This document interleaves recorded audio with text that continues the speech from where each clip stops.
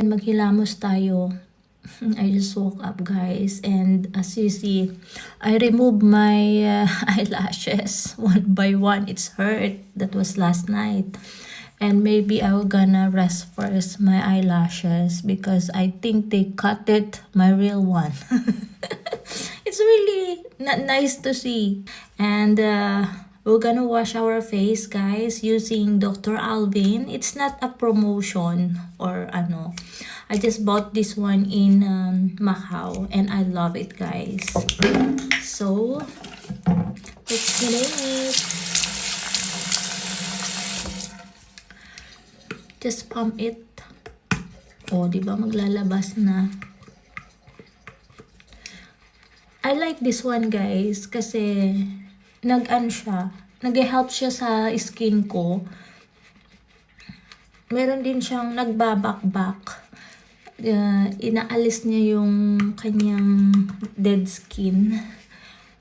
Oo, yung mga dry skin ba.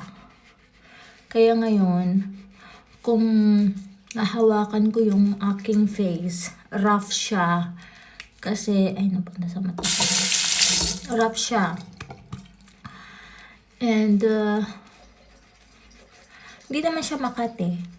Lalo pag lagyan ko lang ng cream or kahit na anong cream dyan. Pero, pagkatapos kong mag-wash ng aking face, lalagyan natin later ng serum.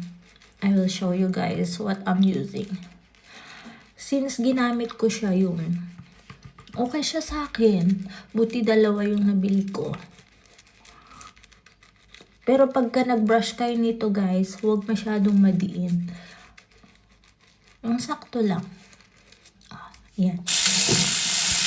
And, para hindi ma-contaminate ang inyong foam wash, sarado din. Ang kinis niya, tapos natin hugasan ng ating face. Ayan. Makinis-kinis siya talaga siya. Ginagamitan ko siya ng Skin BYS. Ayan. Serum Glow Brightening. Ito maganda to siya. Kahit na ilang ilang ganyan lang. Ay, sayang. Ganyan. Siya talaga.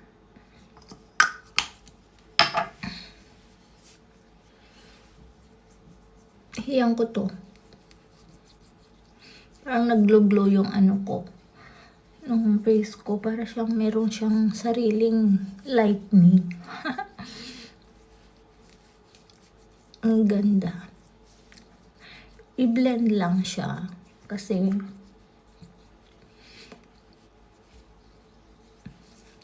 ito kasi nakalimutan ko sa Susan na dalhin. Buti bumalik kami dito. Ayan, iuwi ko yung isa. Magbiyahe pala kami mamaya.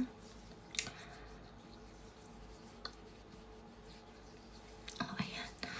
Ay, diba? Ang ganda. Parang glass skin. Oh, diba? Hanggang dito na lang. Gusto ko lang i-share kung anong ginagamit ko na ngayon. Umarte ng auntie nyo, guys. Bye!